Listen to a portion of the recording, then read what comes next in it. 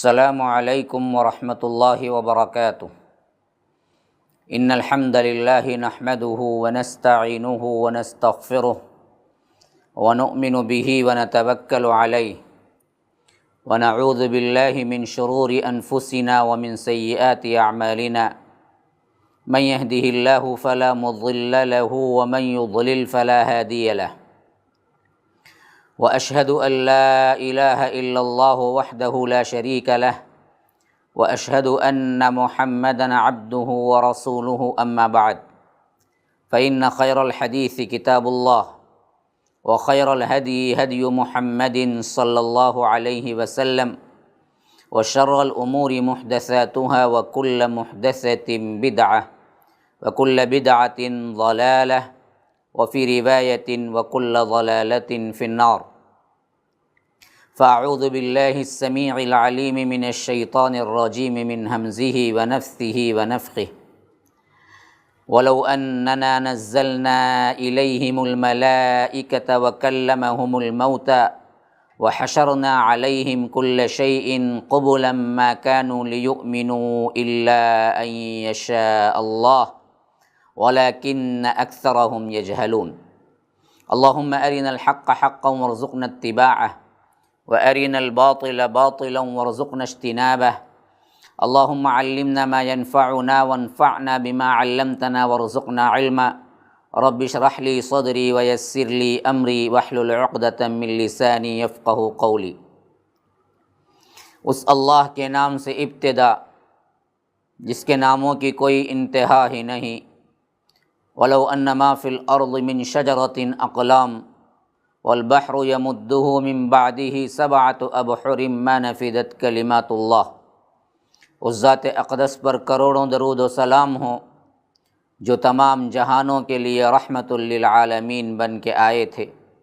اللہم صل علی محمد وعلی آل محمد کما صلیت علی ابراہیم وعلی آل ابراہیم انک حمید مجید، وبارک علی محمد وعلی آل محمد کما بارکت علی ابراہیم وعلی آل ابراہیم انک حمید مجید۔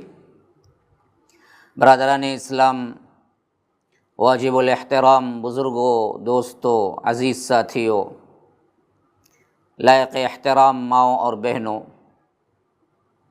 خصوصیت کے ساتھ MSLI لائف ٹی وی کے ناظرین و ناظرات، دورہ ترجمہ قرآن اللہ تبارک و تعالیٰ کے فضل و کرم سے ہر ہفتہ آپ کے سامنے پیش کیا جا رہا ہے۔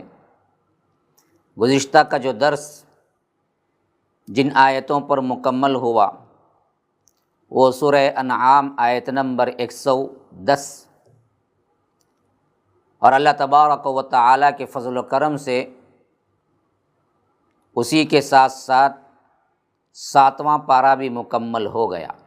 ابھی میں نے آپ کے سامنے جو تلاوت کی ہے وہ 8ویں پارے کی سب سے پہلی آیت اور سورہ انعام کی 111ویں آیت تلاوت کی، اور 8ویں پارے کے حساب سے جو آیت کا پہلا ٹکڑا ہے یہ عموماً مشہور ہے لوگوں کے ہاں کہ ولو اننا، یہ جز کے نام کے اعتبار سے مشہور ہے۔ 8واں پارہ یہیں سے شروع ہوتا ہے۔ بات چل رہی تھی کہ رسالت کے لیے یہ لوگ اللہ کے رسول صلی اللہ علیہ وسلم سے معجزات مانگ رہے تھے، اور اللہ تبارک و تعالی تنبیہاً یہ ان کو بتلا رہا تھا کہ اصل معجزہ دینے میں اللہ تبارک و تعالی کے لیے کوئی مشکل نہیں ہے، لیکن اگر دے دیا جائے تو تمہاری مہلت ختم ہو جائے گی۔ اور دوسری سب سے اہم ترین بات کہ پچھلی قوموں نے اپنے اپنے رسولوں سے جب بھی معجزہ مانگا، اس معجزے کو اللہ عطا کرنے کے باوجود بھی وہ ایمان نہیں لائے۔ تو ایک طرف اللہ کے رسول صلی اللہ علیہ وسلم کو ڈھارس اور اللہ کے رسول صلی اللہ علیہ وسلم کو ہمت بندوائی جا رہی تھی کہ آپ غمگین نہ ہوں، یہ صرف ان کے ہیلے بہانے ہیں۔ اگر یہ لوگ جو مانگ رہے ہیں اللہ تبارک و تعالی ان معجزات کو اتار بھی دے تو یہ لوگ ایمان لانے والے نہیں ہیں۔ تو اس صورت کے اندر ابتدا میں بھی، درمیان میں بھی، اس بات کی تردید اور اللہ کے رسول صلی اللہ علیہ وسلم کو ہمت بڑھانے کے لیے کئی الفاظ آئے، کئی طرح سے اللہ تبارک و تعالی نے بتایا۔ اب یہاں پر بھی 8ویں پارے کی شروعات بھی اسی تسلسل سے ہو رہی ہے۔ فرمایا کہ وَلَوْ أَنَّنَا نَزَّلْنَا إِلَيْهِمُ الْمَلَائِكَةَ، اور اگر ہم ان پر فرشتے بھی اتار دیتے۔ یہ پوچھتے ہیں نا کہ فرشتہ کیوں نہیں آیا، فرشتہ کیوں نہیں دکھائی دیتا، قرآن اگر لا رہا ہے تو اس کو کتابی شکل میں کیوں نہیں دے دیا گیا؟ کہ ان کے مطالبے ایک نہ ایک دن بلکہ بڑھتے جا رہے تھے، اور نئے نئے مطالبات تھے، اور مسلسل مطالبات تھے۔ اللہ کے رسول صلی اللہ علیہ وسلم کی دعوتی زندگی کے ابتدا سے لے کر آخری مکی زندگی کا اٹھا لیں تو تقریباً 13 سال کا عرصہ۔ تو اب دراصل ایک طرح کا اللہ کے رسول صلی اللہ علیہ وسلم کو بھی خواہش تھی کہ معجزے اتار دیے جائیں۔ تو اللہ تبارک و تعالیٰ فرماتا ہے کہ ان کو معجزہ تو کیا، یہ لوگ جو مانگتے ہیں وہ سب دے دیا جائے۔ وَلَوْ أَنَّنَا نَزَّلْنَا إِلَيْهِمُ الْمَلَائِكَةَ، اگر ہم ان پر فرشتے اتار دیتے۔ وَكَلَّمَهُمُ الْمَوْتَى وَحَشَرْنَا عَلَيْهِمْ كُلَّ شَيْءٍ قُبُلًا مَا كَانُوا لِيُؤْمِنُوا إِلَّا أَن يَشَاءَ اللَّهُ، اور مردے بھی ان سے گفتگو کرتے، اور ہم وہ تمام چیزیں لا کر ان کے روبرو جمع کر دیتے، یعنی جو کچھ یہ مانگ رہے ہیں، تب بھی یہ ایمان لانے والے نہ تھے سوائے اس کے کہ اللہ چاہے۔ یعنی اللہ تبارک و تعالی چاہے تو یہ تو کیا ہے، مشیت الہی کے اعتبار سے بغیر معجزے کے بھی اللہ جس کو چاہے ہدایت دے دے۔ لیکن جو معجزات یہ طلب کر رہے تھے، ان لوگوں کو ان کے مانگے ہوئے معجزات کے ساتھ ساتھ قبروں سے مردے اٹھ کے بات کرنے لگے، اور جو کچھ یہ مانگ رہے ہیں وہ تمام چیزیں ان کو جمع کر دیے جائیں، تو بھی یہ ایمان لانے والے نہیں ہیں۔ اللہ کے رسول آپ ان کے مطالبات پر غمگین نہ ہوئیے، ہاں مگر اللہ چاہے۔ یہ اللہ کا چاہنا جو ہے نا وہ اذن عام کے اعتبار سے ہے کہ اگر وہ اللہ تبارک و تعالی چاہے تو کسی کو بغیر معجزے کی بھی ہدایت دیتا ہے۔ اور فرمایا کہ وَلَكِنَّ أَكْثَرَهُمْ يَجْهَلُونَ، لیکن ان کی اکثریت جاہلوں پر مشتمل ہے۔ جاہل یہاں پر کیا ہیں؟ یہ وہ لوگ ہیں جو معجزے کو طلب تو کرتے ہیں، لیکن اصل یہ جاہل نہیں جانتے کہ اللہ تبارک و تعالی ان معجزات کو دینے پر قادر ہے، لیکن یہ تمہاری اچھائی کے لیے مہلت دے رہا ہے۔ اور معجزہ چاہیے تو اب بصیرت کی آنکھوں سے دیکھو۔ سب سے اہم ترین معجزہ یہ قرآن کا جو نزول ہے، یہ خود بہت بڑا معجزہ ہے۔ میرے رسول کا چلنا پھرنا جو ہے یہ خود بہت بڑا معجزہ ہے۔ اللہ کے رسول صلی اللہ علیہ وسلم کی سیرت جو ہے وہ خود ایک بہت بڑا معجزہ ہے۔ اگر تم بصیرت کی آنکھوں سے دیکھو، دل کے اندھے نہیں ہو، تو یہ تمام معجزات تمہیں نہیں دکھتے، تو اس کے باوجود تم معجزات مانگ رہے ہو، تو یہ تو کیا ہیں، نرے جاہل ہیں۔ پھر فرمایا کہ وَكَذَلِكَ جَعَلْنَا لِكُلِّ نَبِيٍّ عَدُوًّا شَيَاطِينَ الْإِنسِ وَالْجِنِّ، اسی طرح ہم نے ہر نبی کے دشمن بنا دیے انسانوں اور جنوں میں سے شیاطین کو۔ یعنی ہم نے خود بہت سے جنوں اور بہت سے شیاطین کو، یا بہت سے انسانوں میں سے شیاطین قسم کے لوگوں کو اور جنات میں سے برے جنات کو آپ کا دشمن بنا دیا ہم نے۔ لِكُلِّ نَبِيٍّ، ہر نبی کا، ہر زمانے میں ان کی قوم کے اندر انسانوں میں بھی ان کے دشمن رہے، جنات میں بھی ان کے دشمن رہے۔ یہ کیا بات ہوئی؟ سپورٹ ہونا چاہیے اللہ کی طرف سے، لیکن یہاں تو خلاف بات ہو رہی ہے کہ اللہ تبارک و تعالیٰ فرما رہا ہے کہ ہم نے ہر نبی کے لیے انسانوں میں سے اور جنات میں سے شیاطین بنا دیے۔ تو یہ کیسے؟ تو یاد رکھیے، اصولاً یہ بات سمجھ لیجیے، اللہ تبارک و تعالی جو یہاں پر ذکر کر رہا ہے وہ بات یہ ہے کہ جہاں مخالفت ہوگی وہیں نہ جی کھرا کون، کھوٹا کون، سچا کون، جھوٹا کون معلوم ہوگا۔ تو اس واسطے اللہ کی سنت یہ رہی کہ ہمیشہ سے ہر نبی کے کچھ دشمن انسانوں میں بھی رہے، کچھ جنات میں بھی رہے، ہر نبی کے ساتھ یہ ہوا ہے۔ تو اللہ کے رسول صلی اللہ علیہ وسلم آپ کا انکار کر رہے ہیں تو یہ کوئی بڑی بات نہیں ہے، یہ ہر نبی کے ساتھ ہو رہا ہے۔ اگر ہم سب کے سب خیر خواہ بنا دیں، شر کا وجود ہی مٹ جائے، تو پھر تو کیا ہے، آزمائش ہی ختم ہو جائے گی۔ پھر اس کے بعد جنت جہنم کا جو فیصلہ ہے، ان کے اچھائیوں پر جنت ہے، ان کی برائیوں پر جو جہنم ہے، یہ سب جو اللہ تبارک و تعالیٰ نے جو اصول بنائے ہیں، یہ تو بیکار ہو جائیں گے۔ تو یہ آزمائش ہے اور یہاں امتحان دینا ہے، تو فرمایا کہ ہر کوئی اپنے اپنا کام کرے، اور اللہ تبارک و تعالیٰ زبردستی کیا ہے، ان لوگوں کو ہدایت دینا نہیں چاہتا۔ تو اس واسطے تقدیر کے اندر ہی ہر رسول کے لیے جنات میں کچھ شیاطین، انسانوں میں کچھ شیاطین اللہ تبارک و تعالیٰ نے کر کے رکھا ہے، اور ان کا کام کیا ہوتا ہے؟ فرمایا کہ یوحی بعضهم الی بعض زخرف القول غرورا، وہ ایک دوسرے کو اشارے کنایوں میں پرفریب باتوں کی طرف گمراہ کرتے رہتے ہیں۔ زخرف القول، ہاں، ایسے قول جس سے لوگ فریب کھا جائیں، دھوکہ کھا جائیں، اور یہ اس طرح گمراہ کرتے رہتے ہیں۔ یہاں پر لفظ یوحی دراصل بہت اہم ترین لفظ سمجھنے کے لیے، وحی خفیہ طور پر کسی کے دل میں بانٹ ڈالنا، تو یہ وحی اللہ تبارک و تعالیٰ کی طرف سے انبیاء پہ ہوتی، لیکن ایک وحی وہ ہے جو دراصل ان شیطانوں نے ایک دوسرے کے لیے، یا انسان نما شیطانوں کے اندر ایک دوسرے کو کرنے کے لیے رکھتے، وہ بھی اشارے کنایوں میں بات کیا ہے، گمراہ کرتے لوگوں کو، ایسی باتیں کرتے کہ معصوم لوگ جو حق کی طرف آ رہے ہوتے ہیں ان کے لیے بھی مشکل کھڑی کر دیتے۔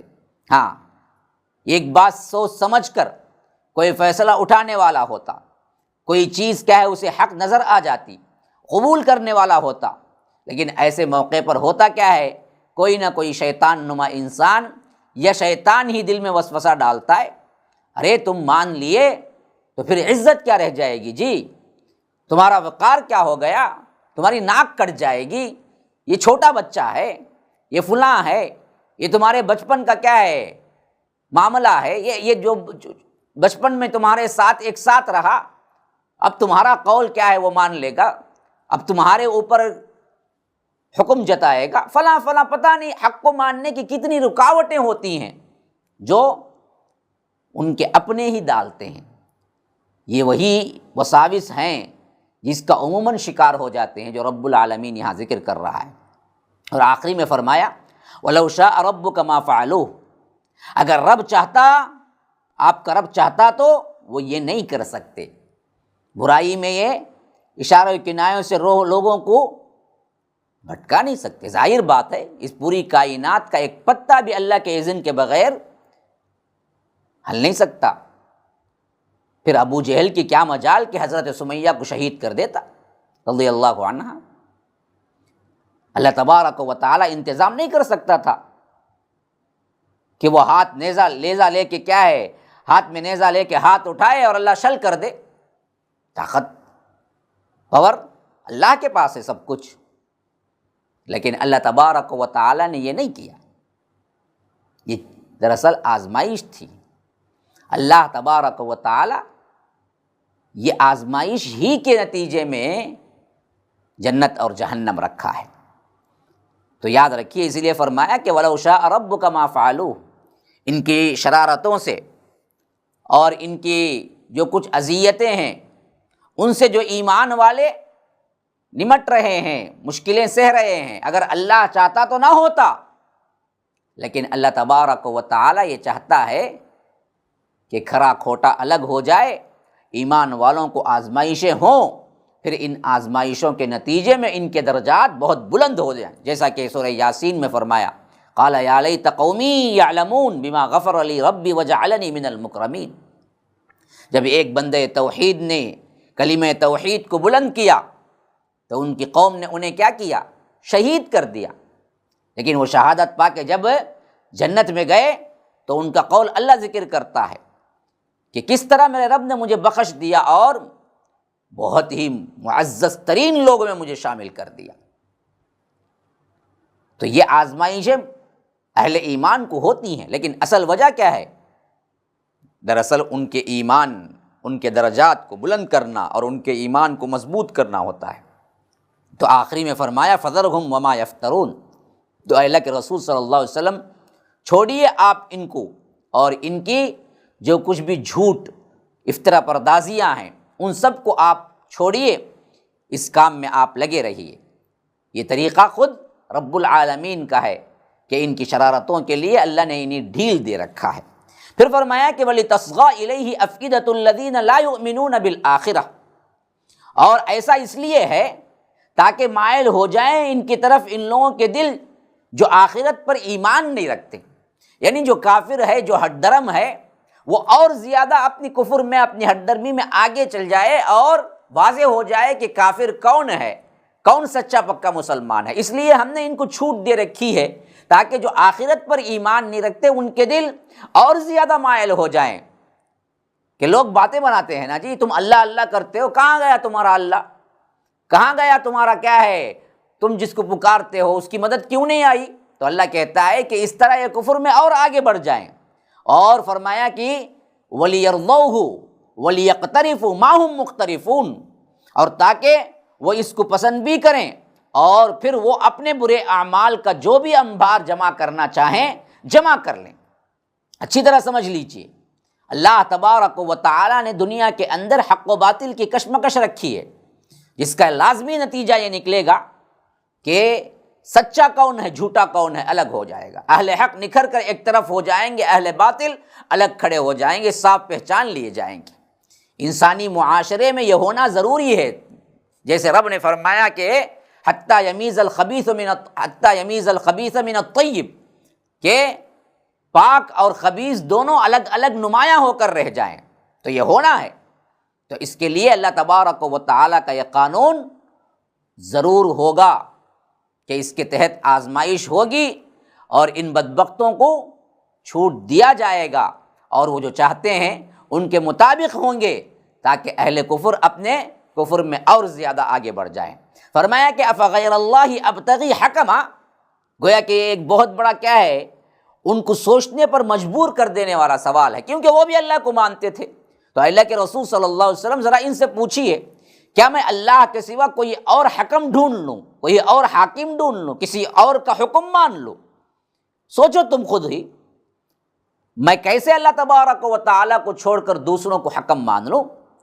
تو یہ مشرکین مکہ کیونکہ اللہ کو مانتے تھے، تو سوال ان سے ہو رہا ہے جس اللہ کو تم بھی مانتے ہو اور اسی اللہ کو میں بھی مانتا ہوں رب، تو اے معبود حقیقی کو چھوڑ کر اپنا حکم کسی اور کو تسلیم کر لوں، اور وہ بھی ان کو جن کے کوئی دلیل نہیں ہے، تم اپنے باطل عقیدے کے مطابق بنا کے رکھے ہو، تو یہ تو ہرگز نہیں ہو سکتا۔ افغیر اللہ ابتغی حکما وَهُوَ الَّذِي أَنزَلَ إِلَيْكُمُ الْكِتَابَ مُفَصَّلًا، اور وہی تو ہے جس نے تمہاری طرف ایک بڑی مفصل کتاب نازل کر دی۔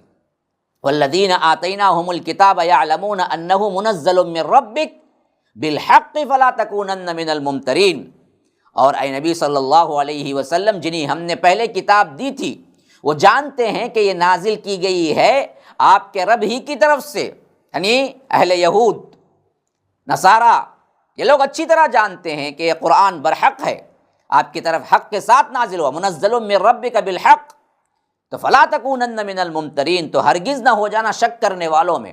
بظاہر خطاب اللہ کے رسول صلی اللہ علیہ وسلم سے ہے، لیکن امت کے لیے کیا ہے، پیغام ہے کہ تم اس قرآن میں شک کرنے والے ہرگز نہ بننا۔ وتمت کلمۃ ربک صدقا وعدلا، اور آپ کے رب کی بات تو سچائی اور عدل پر مبنی ہونے کے اعتبار سے درجہ کمال کو پہنچا ہوا ہے، درجہ کمال کو پہنچی ہوئی ہے اللہ کی بات، تو ہر معاملے میں کمال ہے اس کا۔ تمت کلمۃ ربک، تیرے رب کا کلمہ مکمل ہے، تام ہے، کس کس میں؟ صدقا وعدلا، صدق کے اعتبار سے بھی، عدل کے اعتبار سے بھی، سچائی کے اعتبار سے، یعنی قرآن میں کتنی خبریں، کتنی مثالیں، کتنی قوموں کی تذکرے آئے ہیں، سب کے سب حق ہیں، سچ ہیں، اور عدل اعتبار سے اس حیثیت سے کہ قرآن میں جتنے احکامات آئے ہیں، قرآن کے اندر جتنے کچھ حکم آئے ہیں، جتنی کچھ آپ کے لیے ضرورت کا اللہ تبارک و تعالی نے سامان کیا ہے وہ سب کا سب اللہ کے عدل پر ہے، جو حرام ہے وہ بھی اللہ کے عدل پر ہے، جو حلال ہے وہ بھی اللہ کے عدل پر ہے۔ تو اللہ کا عدل اور اللہ تبارک و تعالی کا صدق تمام و کمال پہنچا ہوا ہے، جس کی مثال اللہ تبارک و تعالی حجۃ الوداع کے آخری موقع پر فرما دیا کہ الیوم اکملت لکم دینکم واتممت علیکم نعمتی ورضیت لکم الاسلام دینا، ہم نے اس دین کو کامل و مکمل و اتم و اکمل کر دیا اور اس دین سے ہم راضی ہو گئے اور اپنی نعمت تم پر تمام کر دی۔ تو اسی لیے فرمایا وتمت کلمۃ ربک صدقا وعدلا، آپ کے رب کی بات تو سچائی اور عدل پر مبنی ہے، ہونے کے اعتبار سے درجہ کمال کو پہنچی ہوئی ہے، لا مبدل لکلماتہ، اور اس کی باتوں کو کوئی بدلنے والا نہیں ہے، وہ السمیع العلیم، وہ سب کچھ سننے والا اور جاننے والا ہے۔ پھر فرمایا وَإِن تُطِعْ أَكْثَرَ مَنْ فِي الْأَرْضِ يُضِلُّوكَ عَنْ سَبِيلِ اللَّهِ، کہ اللہ تبارک و تعالی یہاں پر بہت اہم ترین بات اور بہت اہم ترین اصول بتا رہا ہے۔ فرمایا کہ اے نبی اگر تم زمین میں رہنے والے لوگوں کی اکثریت کی پیروی کرو گے، وَإِن تُطِعْ أَكْثَرَ مَنْ فِي الْأَرْضِ، اگر تم پیروی کرو گے زمین میں بسنے والوں کی اکثریت کی، تو ہوگا کیا؟ يُضِلُّوكَ عَنْ سَبِيلِ اللَّهِ، تو وہ تمہیں اللہ کے راستے سے لازماً گمراہ کر دیں گے۔ یاد رکھیے کبھی بھی اکثریت کی بنیاد پر حق اور باطل نہیں ہوتا، اور یہی سب سے اہم ترین فساد ہے آج ہمارے اندر بھی۔ ہم اسی ترازو میں تولتے ہیں کہ دیکھو اکثریت کتنی ہے، دیکھو معاملہ کیا ہے، اتنے لوگ غلط کر سکتے ہیں کیا، یہ کیا الگ سے مسئلہ پیش کر رہے ہیں۔ اکثریت اور اقلیت پر ہرگز دلیل نہیں بنتی کہ یہ حق ہے اور یہ باطل ہے۔ اللہ کے رسول صلی اللہ علیہ وسلم کے صحابہ کی تعداد اس وقت کے دنیا کے لوگوں سے مقابلہ کیا جائے تو 1% نہیں ہوگی۔ کیا ہم یہ انکار کر دیں گے کہ کیا اتنے قلیل لوگ اسلام لائے تھے تو اسلام برحق نہیں ہے؟ ہرگز نہیں۔ تو یہی وہ بات ہے جس کو آج بہت اہمیت کے ساتھ سمجھنا چاہیے مسلمانوں، جو اللہ تبارک و تعالیٰ اللہ کے رسول صلی اللہ علیہ وسلم سے کہہ رہا ہے وَإِن تُطِعْ أَكْثَرَ مَنْ فِي الْأَرْضِ، اکثریت کی پیروی جو زمین میں رہتے ہیں لوگ، ان کی اکثریت کی پیروی کریں گے آپ، تو ہوگا کیا؟ يُضِلُّوكَ عَنْ سَبِيلِ اللَّهِ، اللہ کے رسول اللہ کی راہ سے گمراہ کر کے چھوڑیں گے یہ لوگ۔ تو اکثریت نہیں، دلیل پر ہوتی ہے بات۔ حق اور باطل دلیل سے پہچانا جاتا ہے۔ دلیل جس کے پاس وہ ایک ہی کیوں نہ ہو، دلائل ہیں تو وہی بات حق ہے۔ ہاں فلاں نے کہہ دیا، اتنے لوگ پیروی کر رہے ہیں، اتنے لوگ فلاں ہیں، یہی اکثریت کا فساد ہے جو آج ہمارے اندر ملکوں کے اندر فحاشی و عریانی کا بڑھاوا، اور قانوناً ایسے ایسے فیصلے ہو رہے ہیں جسے سن کر اور جس کو شیطان بھی سنے اور شرما جائے۔ ہاں اکثریت کے فیصلے پر کئی ہومو سیکشولیٹی کے لیے باقاعدہ طور پر قانون بن گیا، مرد مرد مل کے رہ سکتا ہے، عورت عورت مل کے رہ سکتی ہے، نکاح کر سکتے ہیں، کس پر؟ اکثریت چاہتی ہے۔ کل اکثریت لباس کے بغیر ننگے رہنا چاہتی ہے تو قانون بن جائے، کل اکثریت سوائے کیا شراب میں اپنے آپ کو لٹانا چاہتی ہے، قانون بن جائے۔ تو یاد رکھیے اکثریت اور اقلیت کا مسئلہ ہے ہی نہیں، حق و باطل کو اگر ہم مانیں گے تو دلائل کی بنیاد پر ہی۔ تو اسی وجہ سے اللہ تبارک و تعالیٰ فرماتا ہے کہ اگر آپ اکثریت کی بنیاد پر یا اکثریت کی پیروی کرنے لگیں گے تو یہ لوگ گمراہ کر کے چھوڑ دیں گے۔ وَإِن تُطِعْ أَكْثَرَ مَنْ فِي الْأَرْضِ يُضِلُّوكَ عَنْ سَبِيلِ اللَّهِ إِن يَتَّبِعُونَ إِلَّا الظَّنَّ وَإِنْ هُمْ إِلَّا يَخْرُصُونَ، یہ نہیں پیروی کر رہے ہیں مگر صرف اور صرف ظن اور گمان کی۔ ہاں جو کچھ بھی کر رہے ہیں سوائے اس کے کہ ان کا گمان ہے، ان کے عقیدے، ان کی باتیں، کوئی دلیل نہیں ہے، ان کے بت، یہ سب کچھ کسی بھی دلیل کے طور پر نہیں کر رہے ہیں، بس سنی سنائی باتیں ہیں۔ وَإِنْهُمْ إِلَّا يَخْرُصُونَ، کچھ اندازے ہیں یہ جو مقرر کر لیے ہیں۔ إِنَّ رَبَّكَ هُوَ أَعْلَمُ مَنْ يَضِلُّ عَنْ سَبِيلِهِ وَهُوَ أَعْلَمُ بِالْمُهْتَدِينَ، یقیناً آپ کا رب خوب جانتا ہے ان کو جو اس کے راستے سے بھٹکے ہوئے ہیں، اور خوب واقف ہے ان سے بھی جو ہدایت پر قائم ہے۔ اب یہاں سے ان کے عقائد کے سلسلے میں باطل کیا ہے، حق کیا ہے، خاص طور پر حلال اور حرام میں ذبیحے کے اعتبار سے ان کے باطل اعتقادات کیا تھے، اس پر گفتگو شروع ہو رہی ہے۔ فرمایا فَكُلُوا مِمَّا ذُكِرَ اسْمُ اللَّهِ عَلَيْهِ إِن كُنتُم بِآيَاتِهِ مُؤْمِنِينَ، پس کھاؤ ان چیزوں میں سے جن پر اللہ کا نام لیا گیا ہے، اگر تم اس کی آیات پر ایمان رکھتے ہو، اگر تم مومن ہو، اللہ کی آیتوں پر یقین کامل ہو، تو صرف وہی ذبیحہ کھانا ہے تمہیں جس پر اللہ کا نام لیا گیا ہے۔ کیوں؟ ان بدبختوں کا عقیدہ یہ تھا کہ اللہ کا نام جس پر لیا گیا ہے وہ بھی کھاؤ، جس پر اللہ کا نام نہیں لیا گیا وہ بھی ان کے لیے حلال تھا۔ بعضوں کو تو یہ خاص طور پر اللہ کا نام لیے بغیر بتوں کے نام سے کاٹتے تھے، اور یہ ان کے لیے اور زیادہ اہم ترین بن جاتا، تبرک کے طور پر جیسے ہمارے ہاں بھی ہوتا ہے۔ اور اس سے زیادہ اللہ کا نام لینے کے معاملے میں ایک عجیب فلسفہ یہ کہتے،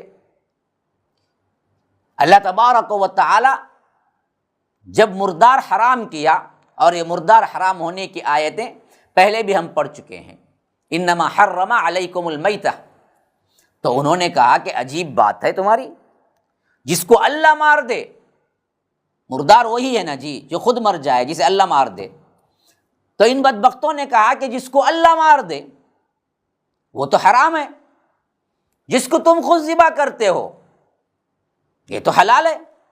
تمہارا عجیب فلسفہ ہے، کیونکہ یہ مردار کھاتے تھے۔ تو اللہ تبارک و تعالیٰ نے کہا کہ نہیں بدبختو سنو، اصل مسئلہ یہ نہیں ہے جیسے تم نے سمجھا ہے، اصل مسئلہ یہ ہے کہ حلال جب ہوتا ہے تو اللہ کے اسم سے ہوتا ہے، بسم اللہ پڑھنا واجب شرط ہے، بسم اللہ نہ پڑھو پھر تو وہ مردے کے ہی برابر ہے، اور مردے پہ بسم اللہ نہیں پڑھا جاتا، اس واسطے ہی وہ بھی حرام ہے۔ تو فرمایا کہ سب سے پہلا اصول یہ یاد رکھو کہ اللہ کے نام سے ہی ذبح ہو، غیر اللہ کے نام کا ذبیحہ حرام ہے، اور بسم اللہ کے بغیر کا ذبیحہ بھی حرام ہے، یعنی مردار بھی حرام ہے۔ وَمَا لَكُمْ أَلَّا تَأْكُلُوا مِمَّا ذُكِرَ اسْمُ اللَّهِ عَلَيْهِ، اور تمہیں کیا ہو گیا ہے کہ تم نہیں کھاتے وہ چیزیں جن پر اللہ کا نام لیا گیا ہو، یعنی بعض انہوں نے اپنے عقائد کے مطابق بنا رکھے تھے، بحیرہ، صائبہ، وسیلہ، حام وغیرہ، جس کو ہم پہلے پڑھ چکے ہیں، جو بتوں کے نام پہ چھوڑ دیے تھے، جن پہ اللہ کے نام کا ذبیحہ بھی وہ نہیں کھاتے تھے۔ تو اللہ تبارک و تعالیٰ کہتا ہے ایک تو تم بعض ذبیحے پر اللہ کا نام نہیں لیتے، اور بعض پر اللہ کا نام لینے کے باوجود کھاتے نہیں، جبکہ اللہ تبارک و تعالیٰ نے فرمایا کہ وَقَدْ فَصَّلَ لَكُم مَّا حَرَّمَ عَلَيْكُمْ، جبکہ اللہ تبارک و تعالیٰ تفصیل بیان کر چکا ہے تمہارے لیے ان چیزوں کی جو تم پر حرام کی گئی ہے، یعنی جو پہلے اللہ تبارک و تعالیٰ نے حرام کردہ اشیاء بیان کر دی ہیں۔ ہاں الا ما اضطررتم الیہ، جو وہاں پر بیان کیا گیا تھا، انما حرم علیکم المیتۃ والدم ولحم الخنزیر وما اہل لغیر اللہ فمن اضطر غیر باغ، سوائے اس کے کہ تم کو مجبور کر دیا جائے تو اس وقت وہ بھی حلال ہو جاتا ہے۔ وَإِنَّ كَثِيرًا لَيُضِلُّونَ بِأَهْوَائِهِمْ بِغَيْرِ عِلْمٍ إِنَّ رَبَّكَ هُوَ أَعْلَمُ بِالْمُهْتَدِينَ، فرمایا کہ یقیناً بہت سے لوگ ایسے ہیں جو بغیر علم کے اپنے خواہشات کی بنا پر لوگوں کو گمراہ کرتے پھرتے ہیں، یقیناً آپ کا رب خوب جانتا ہے ان حد سے تجاوز کرنے والے لوگوں کو۔ ان ربک هو اعلم بالمعتدین، حد سے زیادہ سرکشی جو تجاوز کرتے ہیں، سرکش لوگ جو ہیں، اللہ تبارک و تعالی جانتا ہے۔ پھر فرمایا وَذَرُوا ظَاهِرَ الْإِثْمِ وَبَاطِنَهُ، دیکھو چھوڑ دو ہر طرح کا گناہ، خواہ وہ کھلا ہوا ہو خواہ وہ چھپا ہوا ہو، ہاں باطنی ہو یا ظاہری ہو، ہر گناہ کو چھوڑ دو۔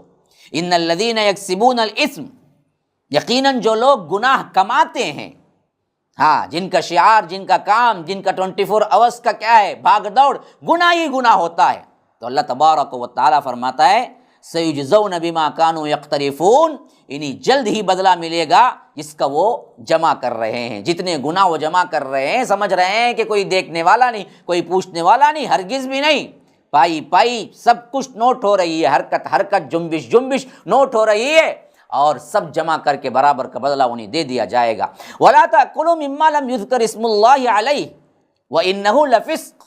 اب بات تفصیلی طور پر اوپر آ گیا، پہلے اللہ کا اسم لے کر کیا ہے جو ذبیحہ کیا جائے اس پر اللہ کا اسم لو، بسم اللہ کہہ کر، اگر تم مومن ہو۔ یہاں پر اس کے اپوزٹ بات ہے، وَلَا تَأْكُلُوا مِمَّا لَمْ يُذْكَرِ اسْمُ اللَّهِ عَلَيْهِ وَإِنَّهُ لَفِسْقٌ۔ مت کھاؤ ان میں سے جن پر اللہ کا نام نہ لیا گیا ہو، یقیناً یہ گناہ ہے، یہ فسق ہے۔ ہاں، تو یہ ایک بات یاد رکھیے، ذبح کرنے کے اعتبار سے اللہ کا نام لینا یہاں پر ضروری ہے۔ ہاں، اس بارے میں علماء کہتے ہیں کہ اگر کوئی بھول جائے، مسلمان ہے، بھول جائے، تو اس وقت کیا کیا جائے؟ اس وقت اس کا ذبیحہ حلال مانا جائے گا۔ کیوں؟ کہ آخری میں فرمایا کہ وَإِنَّهُ لَفِسْقٌ، بے شک وہ گناہ ہے، اور گناہ اسی وقت ہوتا ہے جب جانتے بوجھتے وہ نہ کہے۔ بھول سے گناہ نہیں ہوتا، بھول کو تو اللہ نے معاف کیا ہے، ربنا لا تؤاخذنا ان نسینا او اخطأنا۔ تو اس حیثیت سے علماء کہتے ہیں کہ جو مسلمان ہے وہ ذبح کرتے وقت بھول جائے تو وہ ذبیحہ حلال ہوگا، لیکن عمدن نہ پڑے تو اس وقت کیا ہے، وہ ذبیحہ مردار ہی شمار ہوگا، اور جو عمدن نہیں پڑتا ہے اس کا ذبیحہ نہیں کھانا چاہیے۔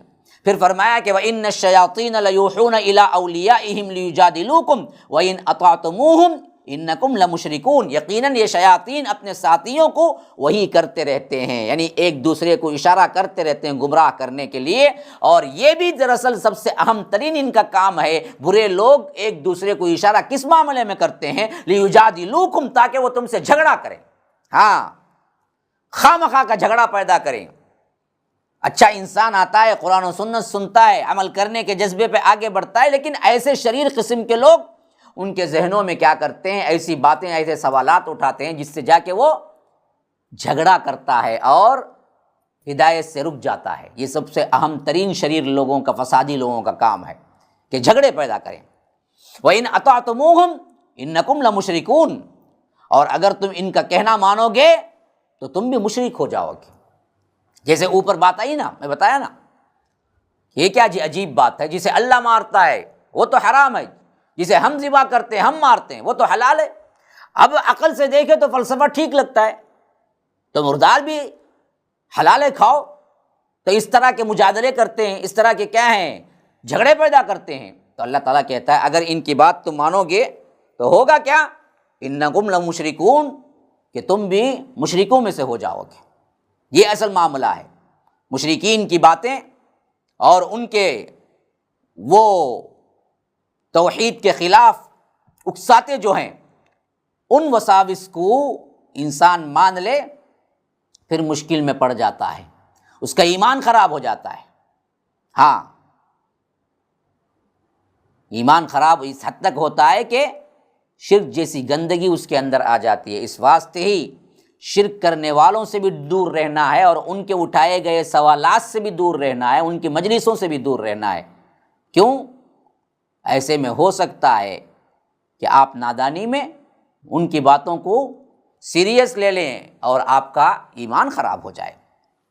پھر فرمایا کہ اومن کانا میتن فاحییناہ، بھلا جو کوئی تھا مردہ پھر ہم نے اس کو زندہ کر دیا۔ یہاں پر مردہ اور زندہ کا لفظ ایمان والا اور کافر کے معاملے کے لیے آیا ہے، یعنی وہ حیات اور ممات نہیں ہے جو حصی ہو، معنوی اعتبار سے فرما رہا ہے کہ ایک شخص تھا جو اللہ تبارک و تعالیٰ سے واقف نہیں تھا، جاہل تھا، پھر اللہ نے اسے توفیق دے دی۔ وہ دونوں ایک ہو سکتے ہیں؟ ہرگز بھی نہیں۔ تو یہاں پر یہ معنی ہے کہ ایمان والا زندہ ہے اور کافر مردہ ہے۔ تو بھلا جو مردہ تھا، جو کافر تھا، جو اللہ سے ناواقف تھا، پھر اللہ کہتا ہے فَأَحْيَيْنَاهُ، پھر ہم نے اسے زندہ کر دیا، ایمان کی توفیق دے دی، وہ ایمان والا بن گیا۔ تو وہ جو ذرا پہلے کافر تھا یا وہ جو ابھی تک ایمان نہیں لائے جو کافر ہیں ان جیسا ہے؟ ہرگز بھی نہیں۔ اور اس کا معاملہ کتنا بلند ہو جاتا ہے جب ایمان لاتا ہے۔ تو فرمایا کہ وَجَعَلْنَا لَهُ نُورًا يَمْشِي بِهِ فِي النَّاسِ، پھر ہم نے اس کے لیے روشنی کر دی، اب اس روشنی کے ساتھ وہ چل رہا ہے لوگوں میں۔ قرآن اس کے ساتھ ہے، ایمان اس کے ساتھ ہے۔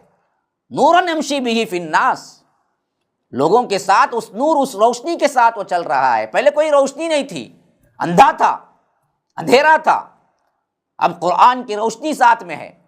اب فرمایا کہ کما مثلہ فی الظلمات لیس بخارج منہا، کیا وہ اس شخص کی طرح ہو جائے گا جو اندھیرے میں بھٹک رہا ہے اور اس سے نکلنے والا بھی نہیں ہے، نکلنے کا کوئی راستہ بھی نہیں ہے اس کو۔ یعنی ایک شخص تھا ہدایت سے محروم، پھر اللہ کے رسول صلی اللہ علیہ وسلم کی مجلس میں بیٹھے، صحابی بن گئے، ایک کافر سے صحابی بن گئے، پھر اس کے بعد پختہ یقین کے ساتھ اللہ کے رسول صلی اللہ علیہ وسلم کے ساتھ، قرآن کی روشنی کے ساتھ وہ زندگی گزار رہے ہیں، کیا وہ اس شخص کے مانند ہو جائیں گے؟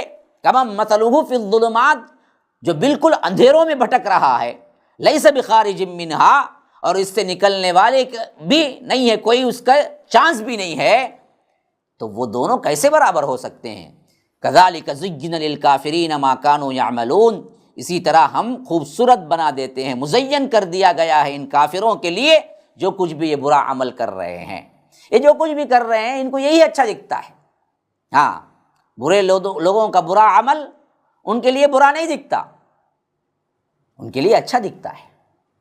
تو اللہ تبارک و تعالی ایسے برے لوگوں کے عمل کو ان کے خوبصورت ہونے کے لیے خوبصورت بنا دیتا ہے ان کی نظروں میں، تاکہ وہ اور اندھوں کی طرح بھٹکتے چلے جائیں، ہدایت ان سے دور ہوتی چلی جائے گی۔ وَكَذَلِكَ جَعَلْنَا فِي كُلِّ قَرْيَةٍ أَكَابِرَ مُجْرِمِيهَا لِيَمْكُرُوا فِيهَا، اسی طرح ہم نے ہر بستی میں بڑے بڑے مجرم کھڑے کیے تاکہ وہ اس میں خوب سازشیں کریں۔ اللہ کے رسول، یہ مشرکین مکہ، یہ قریش آج نہیں، یہ نیا نہیں، اس سے پہلے انبیاء کے ساتھ بھی جو لوگ کافر ہوئے، ان بدبختوں نے بھی یہی کیا کہ ایمان والوں کے ساتھ، نبی کے ساتھ ان لوگوں نے بڑی بڑی سازشیں کی، اور ہم نے کیا کیا؟ ان کو کرنے دیا، یہ مہلت دی، ہاں، ہم ہی نے انہیں کیا ہے مہلت دی، ورنہ تو اگر ہماری اجازت نہ ہوتی تو یہ پر بھی نہیں مار سکتے تھے۔ ہم نے دیا یہ اس واسطے کہ کرے کھوٹے الگ الگ ہو جائیں، حق باطل الگ الگ ہو جائے، اس لیے فرمایا وَمَا يَمْكُرُونَ إِلَّا بِأَنفُسِهِمْ وَمَا يَشْعُرُونَ، حالانکہ وہ مکر نہیں کرتے، سازشیں نہیں کرتے مگر اپنی جانوں کے ساتھ، لیکن ان کو اس کا شعور نہیں ہے۔ یہ بدبخت لوگ سمجھ رہے ہیں کہ نبی کے ساتھیوں کو ایذا دے کر، نبی کو کیا ہے تکلیفات دے کر، ایمان کے خلاف سازشیں کر کے یہ بہت بڑا کوئی کیا ہے اچھا کام کر رہے ہیں اور ایمان والوں کو نیچا دکھا رہے ہیں۔ ہرگز نہیں، دراصل یہ اپنے آپ ہی کو کیا ہے برباد کر رہے ہیں، اپنے پاؤں پہ خود کھلاڑا مار رہے ہیں، اپنے لیے خود گڑھا کھود رہے ہیں، لیکن اس کا شعور نہیں ہے، انہیں سمجھ نہیں ہے۔ وَإِذَا جَاءَتْهُمْ آيَةٌ قَالُوا لَن نُؤْمِنَ حَتَّى نُؤْتَىٰ مِثْلَ مَا أُوتِيَ رُسُلُ اللَّهِ، اور جب بھی ان کے پاس قرآن کی کوئی آیت آتی ہے تو کہتے ہیں کہ ہم ہرگز ایمان نہیں لائیں گے جب تک کہ ہمیں بھی وہی چیز نہ دے دی جائے جو اللہ کے رسولوں کو دی گئی تھی، یعنی وہی معجزات کا پھر مطالبہ۔ ہم کیسے مان لیں جی؟ جب تک معجزات نہیں آئیں گے ہم نہیں مانتے ان رسولوں کو، یا جو وحی اللہ تبارک و تعالی نے ان انبیاء کو دیا ہے ویسے ہی وہی ہم پر بھی آنے لگے تو تب جا کے ہم مانیں گے۔ اللہ تعالیٰ کہتا ہے اللہ اعلم حیث یجعل رسالتہ، بدبختو اللہ بہتر جانتا ہے کہ کس کو رسالت دے، کس کو وحی کرے، کس کو نبی بنائے۔ تم فیصلہ کرو گے کہ اللہ تبارک و تعالیٰ کس کو نبی بنائے، تو اللہ تبارک و تعالیٰ جس کو چاہے رسول بنائے گا، اور جس کو رسول یا نبی بنائے گا اسی پر اللہ وحی کرے گا۔ اللہ تبارک و تعالیٰ ہر ایک کو وحی نہیں کرتا۔ سیصیب الذین اجرموا صغار عند اللہ وعذاب شدید بما کانوا یمکرون، ان قریب پہنچے گی ان مجرموں کو ان گناہوں کی وجہ سے بہت ہی ذلت اللہ کے ہاں، اجرموا صغار عند اللہ، ہاں ذلت پہنچے گی ان کو اللہ تبارک و تعالیٰ کے ہاں، اور وعذاب شدید سخت ترین عذاب پہنچے گا بما کانوا یمکرون، اس سبب سے کہ یہ جو کچھ بھی مکر کر رہے ہیں، چال بازیاں کر رہے ہیں، اس کے سبب انہیں زبردست ذلت کی مار پڑنے والی ہے اور سخت ترین عذاب آنے والا ہے۔ فمن یرید اللہ ان یہدیہ یشرح صدرہ للاسلام، تو اللہ جس کسی کو ہدایت سے نوازتا ہے، اللہ تبارک و تعالی جس کسی کو ہدایت سے نوازنا چاہتا ہے، اس کے سینے کو اسلام کے لیے کھول دیتا ہے، شرح صدر عطا کر دیتا ہے۔ ہاں، یہ بہت اہم ترین دلیل ہے، یہ بہت اہم ترین پوائنٹ کی بات ہے کہ اللہ جس کو ہدایت دینا چاہتا ہے اسے اس اسلام کی طرف سے شرح صدر دے دیتا ہے، سینہ کھول دیتا ہے اس کے لیے۔ حقیقی طور پر یاد رکھیے، ہمیں اللہ تبارک و تعالی سے مانگنا چاہیے شرح صدر۔ جب اسلام کے احکامات پر ہمارے دل مطمئن نہ ہوتے ہوں، ہماری زبانیں جیب و جبی ہوتی ہوں، ہمارے اندر شکایات پیدا ہوتی ہوں، تو یاد رکھیے ہمارا سینہ اسلام کے لیے نہیں کھلا ہے، یہ مطلب ہے۔ تو ہمیں اللہ سے مانگنا چاہیے کہ اللہم ربنا نور قلوبنا بالایمان، اے اللہ ہمارے قلوب کو ایمان سے منور کر دے، واشرح صدورنا للاسلام، اور ہمارے دلوں کو، ہمارے سینوں کو اسلام کے لیے کھول دے۔ جب بھی شریعت کے معاملات میں تنگی ہو، شریعت کے احکامات میں ہمیں کیا ہے عمل کرنے میں تکلیف ہو، تو یاد رکھیے پھر تو اللہ تبارک و تعالی نے ابھی اسلام کے لیے سینہ نہیں کھولا ہے، لیکن اللہ جس کو ہدایت دینا چاہتا ہے، اللہ کہتا ہے اس کے لیے ہم سینہ کھول دیتے ہیں اسلام کے لیے، اشرح صدرہ للاسلام۔ لیکن جس کو نہیں چاہتے اس کا حال کیا ہوتا ہے؟ فرمایا کہ وَمَن يُرِدْ أَن يُضِلَّهُ يَجْعَلْ صَدْرَهُ ضَيِّقًا حَرَجًا كَأَنَّمَا يَصَّعَّدُ فِي السَّمَاءِ، اور جس کو گمراہ کرنا چاہتا ہے اس کے سینے کو بالکل تنگ کر دیتا ہے۔ وَمَن يُرِدْ أَن يُضِلَّهُ يَجْعَلْ صَدْرَهُ، سینہ تنگ ہو جاتا ہے، ضَيِّقًا حَرَجًا كَأَنَّمَا يَصَّعَّدُ فِي السَّمَاءِ، بالکل تنگی ایسے محسوس کرتا ہے گویا کہ وہ آسمان پر چڑھ رہا ہو، یعنی کوئی بلندی پہ چڑھتا ہے تو جیسے سانس پھولتا ہے اور اسے تنگی محسوس ہوتی ہے چڑھنے میں، بعینہ اسی طرح اسلام پر چلنے میں اس کا سانس پھولتا ہے اور اسے تنگی محسوس ہوتی ہے۔ بتاؤ ہماری مسلمانیت ذرا جانچ کے دیکھو، اس آیت میں کتنے لوگوں کو شریعت پسند ہے، کتنے لوگوں کو شریعت پہ چلنا انہیں کیا ہے اپنے ذوق کے مطابق لگتا ہے، جذبے کے ساتھ عمل کرتے ہیں۔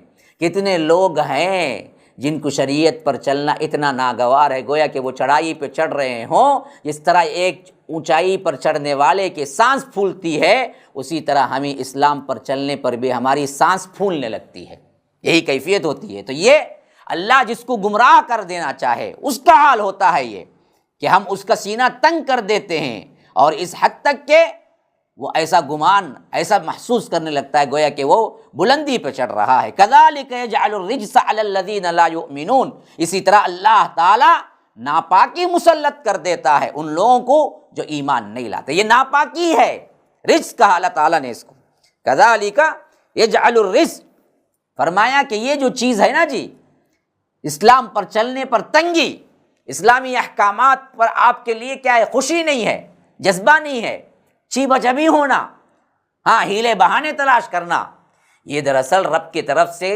گندگی ہے، رجس ہے جو اللہ تبارک و تعالیٰ ان لوگوں پر مسلط کر دیتا ہے علی الذین لا یؤمنون، جو دراصل ایمان نہیں لاتے۔ وَهَذَا صِرَاطُ رَبِّكَ مُسْتَقِیمًا، فرمایا یہ ہے تیرے رب کا سیدھا راستہ، بالکل مستقیم۔ قَدْ فَصَّلْنَا الْآيَاتِ لِقَوْمٍ يَذَّكَّرُونَ، ہم اپنی آیات کو خوب تفصیل سے بیان کر دی ہیں ان لوگوں کے لیے جو دراصل اصل میں نصیحت حاصل کرنا چاہتے ہیں۔ اللہ اور اس کے رسول کی بات مان کر اسلام پر چلنا ہے تو یاد رکھو مسلمانوں، پورے ذوق اور شوق کے ساتھ اپنے مزاج کو شریعت کا مزاج بنا لو، تو اللہ کہتا ہے یہ ہے صراط مستقیم۔ اور ہم کھول کھول کر بیان کر رہے ہیں ان لوگوں کے لیے جو دراصل ایک کان سے سن کر ایک کان سے چھوڑ دینے والے نہیں ہیں، سنی انسنی کر دینے والے نہیں ہیں، لقوم یذکرون، جو نصیحت حاصل کرنا چاہتے ہیں۔ لہم دار السلام عند ربہم وہو ولیہم بما کانوا یعملون، ان کے لیے سلامتی والا گھر ہے، یعنی جنت کا ایک نام دار السلام بھی ہے، یہاں پر دار السلام کہہ کر جنت ہی مراد ہے کہ ان کے لیے سلامتی والا گھر ہے، ان کے رب کے پاس جنت ہے اور وہی ان کا مددگار بھی ہے۔ وہو ولی، وہی ان کا ولی ہے، وہی کارساز ہے۔ دوسروں ولیوں کو چھوڑو، اللہ کو ولی بناؤ۔ اللہ جن کا ولی بن گیا تو یاد رکھو پھر دین و دنیا میں وہ فلاح اور کامرانی حاصل کر لے گا۔ تو اللہ تبارک و تعالیٰ کہتا ہے بما کانوا یعملون، بسبب اس کے جو وہ اعمال کرتے ہیں، جو اچھے اعمال کرتے ہیں، جو مشکلات اٹھاتے ہیں، جو سیدھے راستے پر قائم رہتے ہیں، جو سیدھے راستے کو تلاش کر کے اپنی مرضی کو پھینک دیتے ہیں اور اللہ اور اس کے رسول کی مرضی پر اپنی زندگی گزار لیتے ہیں، ان اعمال کے سبب اللہ ان کو دارالسلام میں داخل کرے گا، جنت میں، اور ساتھ میں وہی ولی بنے گا، ان کے لیے وہی کارساز بنے گا، وہی دوست ہوگا اگر تم سیدھے اعمال کرنے لگو۔ وَيَوْمَ يَحْشُرُهُمْ جَمِيعًا يَا مَعْشَرَ الْجِنِّ قَدِ اسْتَكْثَرْتُم مِّنَ الْإِنسِ، اور جس دن وہ جمع کرے گا ان سب کو، یعنی قیامت کے دن جنات کو بھی انسانوں کو بھی، پھر وہاں پر یہ جو مکالمہ ہوگا، یہ جو بہت اہم ترین مکالمہ ہے، فرمایا کہ جنوں کی جماعت سے اللہ تبارک و تعالیٰ فرمائے گا واقعتاً تم نے انسانوں میں سے بہتوں کو کیا ہے، ہتھیا لیا، پھنسا لیا، بہت سے انسانوں کو تم نے گمراہ کر لیا۔ قد استکثرتم من الانس، اللہ تبارک و تعالیٰ جنات سے کہے گا، یعنی جو کچھ بھی آج جنات کی مدد لے کر، جو کچھ بھی کاہن بیٹھے ہوئے ہیں، جو کچھ بھی کیا ہے مشائخ بیٹھے ہوئے ہیں، مشائخ کا مطلب وہ اصل نہیں ہے، شیخ کی جمع مشائخ، ان کو نہ سمجھیے، لیکن جو جادو کے اڈے قائم کر کے مشائخ کی دکان، جو ہماری زبان میں کہا جاتا ہے نا جی، وہ لوگ جو جنات سے مدد لے کے کرتے ہیں، لوگوں کو پھنساتے ہیں، اور یہ جنات بھی لوگوں کو بیوقوف بناتے ہیں، جھوٹی سچی باتیں لا کر دے اور ان کو اس پر دوسرے کاموں کو شرک کرنے پر انہیں مجبور کرتے ہیں۔ تو یہ تمام ان دونوں کا ملن ہونے سے جو ہوتا ہے نا جی، اس کے بارے میں رب العالمین یہاں فرما رہا ہے کہ قیامت کے دن اس کے بارے میں بھی تصفیہ ہو جائے گا، سب جمع ہوں گے، جنات بھی ہوں گے، انسان بھی ہوں گے، اور اللہ تبارک و تعالیٰ جنات سے کہے گا یا معشر الجن قد استکثرتم من الانس، کہ تم نے کیا کیا تھا، انسانوں کو، بہت سے انسانوں کو تم نے پھنسا لیا، ہتھیا لیا۔ ہاں، اب آگے کیا ہوگا، وقال اولیاؤہم من الانس، انسانوں میں سے جو ان کے ساتھی ہوں گے، جو ان کے دوست ہوں گے، جو یہاں پر دکان لگا کے بیٹھے ہوئے تھے دارالشفا کے نام سے، ہاں اصل تو دارالشفا نہیں تھا، وہ تو کیا تھا، جادو کا اڈا تھا، غیب کی خبریں دینے والا، ہاتھ دیکھتے ہی بول دیتا، ماں کا نام سنتے ہی بول دیتا، صورت دیکھ کو بول دیتا، کہتے کیا کچھ نہیں بولتا، سب شیاطین کے عمل سے بولتا۔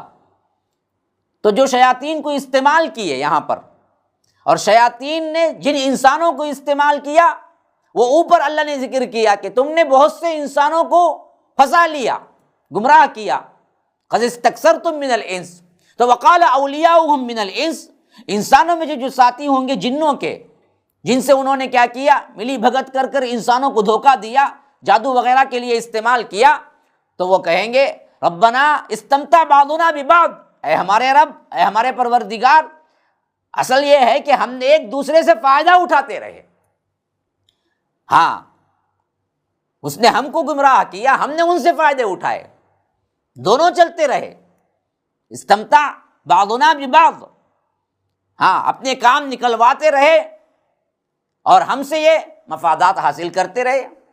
ہم نے جنات کو موکل بنایا، ان کے ذریعے غیب کی خبریں مرچ مسالہ لگا کر لوگوں کو بیان کر کے پیسے ہاتھ آئے، اور یہ لوگ جو شرکیہ کام کہتے تھے ان کو، وہ کام کرتے تھے۔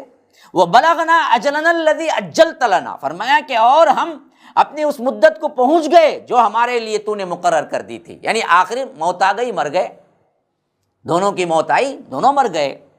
تو اب اللہ تبارک و تعالیٰ کہے گا، دیکھو یاد رکھو، جادوگری، جنات سے غیب معلوم کرنے کے لیے حرام کاری یا یہ دعویٰ کرنا کافر ہو جانے کے برابر ہے۔ بچو لوگو، مسلمانوں بچو، وہاں پر جانے سے بھی بچو، وہاں کی باتیں ماننے سے بھی بچو۔ اور یہ بدبخت جبہ خبہ، ہری پگڑی داڑھی، یہ دکھنے میں تو ملا دکھتا ہے لیکن ہے اصل میں شیطان، جو تمہارے ایمان کو اور تمہارے پیسے کو دونوں کو کھا رہا ہے۔ اسی لیے فرمایا اللہ نے قال النار مثواکم، کہا جائے گا، اللہ کہے گا ان سے کہ آگ تمہارا ٹھکانہ ہے، اب رہو اسی میں۔ مسوا کا لفظ آیا ہے، جہاں بھی مسوا کا لفظ آتا ہے وہاں ہمیشگی کا معنی ہوتا ہے۔ کافر ہیں یہ، ہاں، الا ماشاء اللہ، اسی میں ہمیشہ ہمیش پڑے رہو گے، سوائے اس کے جو اللہ چاہے۔ ہاں، اللہ تبارک و تعالی جو چاہے کر سکتا ہے۔ ان ربک حکیم علیم، یقیناً آپ کا رب حکیم بھی ہے اور علیم بھی ہے۔ وکذالک نولی بعض الظالمین بعض بما کانوا یکسبون، اور اسی طرح ہم ظالموں کو ایک دوسرے کا ساتھی بنا دیتے ہیں ان کے کرتوتوں کی وجہ سے۔ ہاں، یہ بھی بہت اہم ترین بات ہے، اصول ہے۔ اس کا ایک مطلب تو یہ ہے کہ ظالم ایک دوسرے کی مددگار ہوتے ہیں اپنے شر میں، اپنے برائیوں میں۔ دوسرا مطلب یہ بھی ہے کہ ایک ظالم ہو تو اللہ اس ظالم کا جو بدلہ لیتا ہے کسی دوسرے ظالم کو مسلط کر دیتا ہے۔ یہ ہم نے آج دنیا میں دیکھا ہوگا، بہت سے ظالم آخر میں مرنا کیسا ہوتا، اس سے بڑا ظالم جو ہوتا اسے قتل کرتا، پھر یہ ظالم بیٹھتا تو پھر اس کو کوئی قتل کرنے والا آتا، تو اس کی موت بری ہی ہوتی کوئی دوسری بڑی مصیبت سے۔ تو ہر ظالم کو ایک ظالم اللہ تبارک و تعالی بنا دیتا کہ اس کا مزہ اسے برابر چکائے جو کچھ اس نے کرتوت کیے تھے۔ ہمارے زمانے میں ایک بہت بڑا جادوگر تھا، آخر کار یہی مشائخ کا دکان کھول کے رکھتا تھا، لوگ جانتے ہوں گے چنئی میں، لیکن آخر کار اس کی موت کیسی ہوئی؟ ایک دوسری بڑی ظالم، بلکہ یوں کہہ لیجئے کہ کوئی اس سے بھی بڑا ظالم اور اس سے بھی بڑا بدلہ لینے والا، ہاں، اس نے اس کے اوپر پیٹرول پھینک کر جلا دیا، آخر کار جل کے مرا۔ اپنے ہی مشائخ کے دکان میں دوسروں کی خبریں دینے کا دعویٰ کرنے والا، اس بدبخت کو پتہ نہیں کہ ابھی 5 منٹ میں تیرے اوپر پیٹرول اونڈھیلا جائے گا اور تو جل کے خاکستر ہو جائے گا۔ تو ایسے ہی ان جادوگروں کے آخری اعمال ہوتے ہیں، کیفر کردار کو پہنچانے کے لیے اللہ ایک دوسرے ظالم کو ان پر مسلط کر دیتا ہے۔ پھر آگے فرمایا کہ یا معشر الجن والانس الم یاتکم رسل منکم یقصون علیکم آیاتی، اے جنوں اور انسانوں کی جماعت، کیا تمہارے پاس نہیں آ گئے تھے رسول تم ہی میں سے جو سناتے تھے تمہیں میری آیات؟ دیکھیے یہاں خطاب دونوں سے ہے، یا معشر الجن والانس، اے رسولوں، اے جن و انس، الم یاتکم رسل، کیا تمہارے پاس رسول نہیں آئے؟ منکم یقصون علیکم آیاتی، جو میری آیتوں کو تمہارے پاس پڑھ کر سناتے تھے۔ تو اس سے معلوم ہو گیا، مفسرین کہتے ہیں کہ دونوں کو جمع کر کر بتایا گیا کہ رسول آئے، تو معنی یہ ہوا کہ رسولوں کا جو سلسلہ چلا رسولوں کا وہ انسانوں میں تھا، اور انسانوں میں جو رسول آتے تھے وہی جنوں کے لیے بھی رسول تھے۔ ہاں، اور اس معاملے میں تو کوئی اختلاف نہیں ہے کہ اللہ کے رسول صلی اللہ علیہ وسلم جنوں اور انسانوں کے لیے رسول تھے۔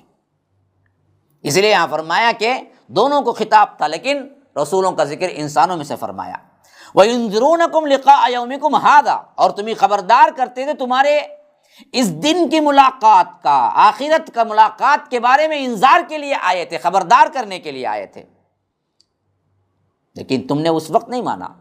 قالوا شہدنا علی انفسنا، وہ کہیں گے ہم اپنے آپ پر خود گواہ ہیں، یعنی علی انفسنا کا مطلب ہم ہی گواہ ہیں ہمارے خلاف کہ ہاں ہم نے نہیں مانا۔ وغرتهم الحیات الدنیا وشہدوا علی انفسہم انہم کانوا کافرین، اور انہی دھوکے میں ڈالے رکھا اس دنیا کی زندگی نے، اور خود گواہی دیں گے اپنے خلاف کہ وہ یقیناً کفر کی روش اختیار کیے ہوئے رہے، چلتے رہے اسی پر۔ جب واضح دلائل سامنے آ جائیں گے تو یہ مشرک کافر خود کہیں گے کہ ہاں ہم خود گمراہ تھے، ہم خود گواہ ہیں اپنے آپ پر، ہم اسی کے مستحق ہیں۔ واقعتاً دنیا کی زندگی نے ہمیں کیا کیا تھا؟ دھوکے میں ڈال دیا تھا، اور آج ہم ہمارے خلاف ہی گواہی دیتے ہیں کہ ہم کافر ہیں، ہم کفر پہ چلتے رہے۔ یہ حالت ہو جائے گی، لیکن اس وقت اعتراف کرنے کے باوجود بھی یاد رکھیے کوئی فائدہ نہیں ہوگا۔ آج اعتراف کر لو گناہوں کا، آج توبہ کر لو، آج معافیاں مانگ لو، تو یاد رکھو ایک آنسو بھی تمہارے پچھلے تمام گناہ معاف کر سکتا ہے۔ کل گڑ گڑاؤ، رو، گواہیاں دو اپنے اوپر تب بھی بچ نہیں سکتے۔ ذالک ان لم یکن ربک مہلک القری بظلم واہلھا غافلون، یہ اس لیے کہ آپ کے رب کی یہ سنت ہے ہمیشہ کہ وہ بستیوں کو برباد کر دے ظلم کے ساتھ، جبکہ اس کے رہنے والے بے خبر ہوں۔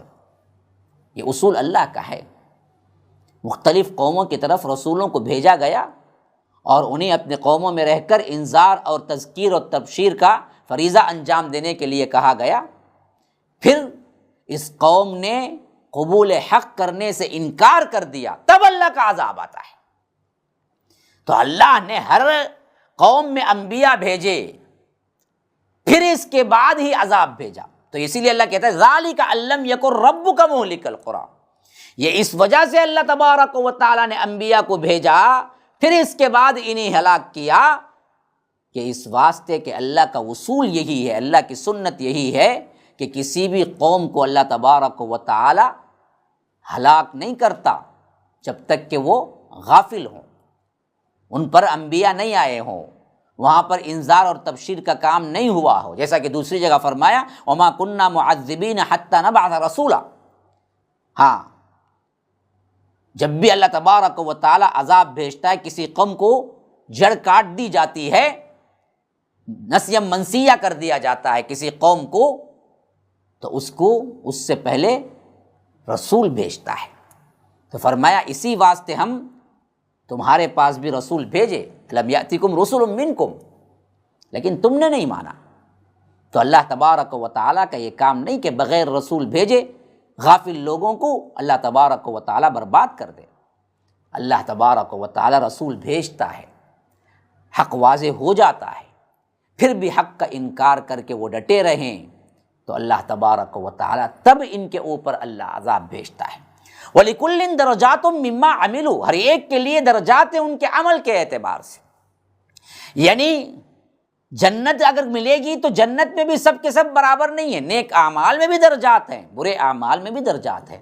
جہنم کسی کو ملے گی تو سب کا عذاب یکساں نہیں ہے، ان کو بھی ان کے درجات کے مطابق ملے گا، ہر ایک کا ایک درجہ ہے، ان کے عمل جیسے ہوں گے ویسے ان کے درجے ملیں گے۔ وَمَا رَبُّكَ بِغَافِلٍ عَمَّا يَعْمَلُونَ، اور آپ کا رب بے خبر نہیں ہے اس سے، یہ لوگ جو کر رہے ہیں، جو کچھ بھی کر رہے ہیں اس کے مطابق انہیں ان کا درجہ ملے گا۔ وَرَبُّكَ الْغَنِيُّ ذُو الرَّحْمَةِ، بلکہ آپ کا رب تو غنی ہے، بڑا رحمت والا ہے، عذاب دے کے اسے خوشی نہیں ہوتی، کسی کو عذاب دے کے اسے فائدہ نہیں ہوتا، کسی کی بندگی اور اطاعت اگر ہو تو اس کے کام آگے نہیں چل پڑتے، اسے فائدہ نہیں ہوتا، وہ ان سب چیزوں سے بے نیاز ہے۔ ہاں، وہ بندوں پر بڑا رحیم ہے، وہ غنی ہے، تمہاری عبادتوں کا محتاج نہیں ہے، اور اس کے ساتھ ساتھ بڑا رحم کرنے والا ہے کہ تمہارے گناہوں کو بار بار معاف کر کے تمہیں ہدایت کی طرف بلاتا ہے، لیکن تم ہو کہ کان نہیں دھرتے۔ ان یشاء یذہبکم ویستخلف من بعدکم ما یشاء، اگر وہ چاہے تو تم سب کو لے جائے، ختم کر دے، اور تمہارے جگہ ان لوگوں کو لے آئے جن کو جو اچھا ہے، جن کو رب چاہے ان لوگوں کو لے آئے۔ اللہ تبارک و تعالی ہٹا دے پوری قوم کو، اور کئی مرتبہ ہوا، عاد نے گمراہی کا راستہ اختیار کیا تو نیست و نابود نہیں کیا، اور انہی میں سے کچھ لوگوں کو ہدایت دے کر آگے نہیں نسل بڑھایا جو حضرت ہود کے ساتھی بنے، پھر ان لوگوں نے شرارت کی تو ان سب کو نیست و نابود کر کے انہی میں سے جو لوگ ایمان لائے تھے ان سے دوسری نسل نہیں اٹھایا۔ اللہ اس پر قادر ہے، کما انشأکم من ذریۃ قوم آخرین، جس طرح اس نے تمہیں اٹھایا ہے کسی اور قوم کی نسل میں، اسی طرح سے تو تم بھی آئے ہو نا جی۔ اب تم نہیں مانو گے تو تمہیں بھی نیست و نابود کر کے اللہ تبارک و تعالیٰ دوسری قوم کو لے آئے، یہ اللہ تبارک و تعالیٰ کے لیے کچھ مشکل نہیں ہے۔ انما توعدون لآت وما انتم بمعجزین، یقیناً جس چیز کا تم سے وعدہ کیا جا رہا ہے وہ آ کر رہے گی، جس عذاب کا تمہیں بتایا جا رہا ہے، دھمکی دی جا رہی ہے، نہیں خالی خلی باتیں ہیں، یہ آ کر رہے گی۔ وما انتم بمعجزین، اور تم اللہ تبارک و تعالیٰ کو عاجز کرنے والے نہیں ہو۔ قل یا قوم اعملوا علی مکانتکم انی عامل، کہہ دیجئے میری قوم کے لوگوں سنو، کر لو جو کچھ کر سکتے ہو اپنی جگہ، جتنی مخالفتیں چاہو جو چاہو کرتے رہو، اور میں بھی وہی کر رہا ہوں جس کا رب العالمین نے مجھے حکم دیا، مجھے جو کرنا ہے میں کرتا رہوں گا۔ دیکھتے ہیں کہ معاملہ فائنل اللہ تبارک و تعالیٰ کی مدد کس کے ساتھ آئے گی۔ کس طرح اللہ تبارک و تعالی کس کو کامیاب کرے گا. فسوف تعلمون، تو عن قریب تمہیں معلوم ہو جائے گا. من تکون لہ عاقبۃ الدار، کس کے لیے ہے عاقبت کا گھر. ہاں، انہ لا یفلح الظالمون، یقیناً ظالم کبھی فلاح نہیں پاتے. اور اس کے بعد سے ان کے خاص عقائد جو ہیں، جیسے آج ہمارے بہت سے لوگوں نے اپنے اپنے باطل عقائد بنا رکھے ہیں، فلاں نہ کرنا، یہ نہیں کرنا، وہ نہیں کرنا، اس کے لیے کوئی دلیل نہیں ہے. ایسے ہی مشرکین مکہ نے بھی بہت سے عقائد بنا رکھے تھے، جس کا ذکر یہاں پر اللہ تبارک و تعالیٰ کر رہا. تو انشاءاللہ ہم وہ اگلے ایپیسوڈ میں دیکھیں گے. تب تک کے لیے اجازت دیجیے. ھذا وباللہ توفیق، وصلی اللہ وسلم علی نبینا محمد. اسأل اللہ لی ولکم ولسائر المسلمین من کل ذنب فاستغفروہ انہ هو الغفور الرحیم. والسلام علیکم ورحمۃ اللہ وبرکاتہ.